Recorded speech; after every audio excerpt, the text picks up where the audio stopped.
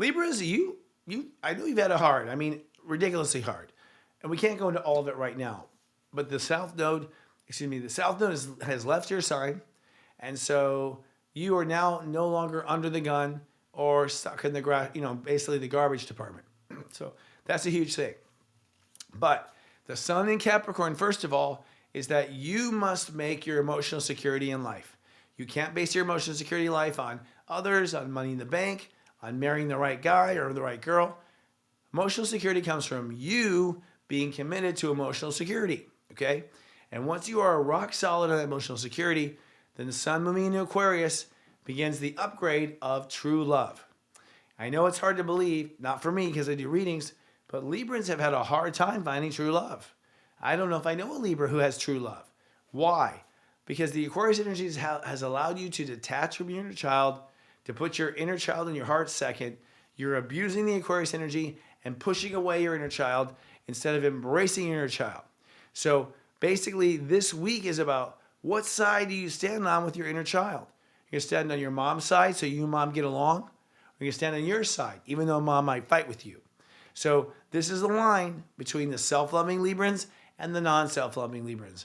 And it's my opinion, the self-loving Librans will become diplomats and judges and all these great, magnificent things that Libras are good at. The ones who are non-self-loving will go back and forth like you always do, indecisive. That indecisiveness, by the way, that you have is because you're not in touch with your heart. Your heart is the answer. Your heart is the decision. But Libras are weighing the evidence, what people said, how it will affect people, measuring all this stuff that is the shadow, the manifestation of your truth. So I think another big thing for Libras is that they're going to realize your mind doesn't run the show. Your heart actually runs the show, okay? And so to get to that place, you have to have a nice, solid emotional foundation.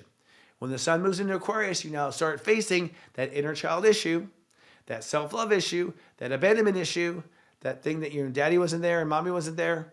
And the sun crossing Pluto is basically going to ask the question, are you going to love yourself first and be the primary custodian of your heart? Or do you expect to marry someone and expect someone else to be that first party custodian? So, guardian. So that's the split for Librans. Now, as you make this split, the Earth in Leo says you manifest a new place in society. It's not that you have bad luck and always have the bad job or is always treated poorly by everyone. That's not your karma.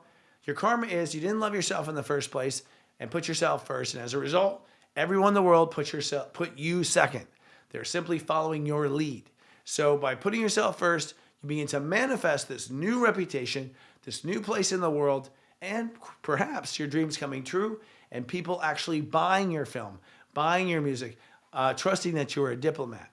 Now, Chiron in Aries is now starting to move and encroach upon the idea about healing your perspective on long-term relationships.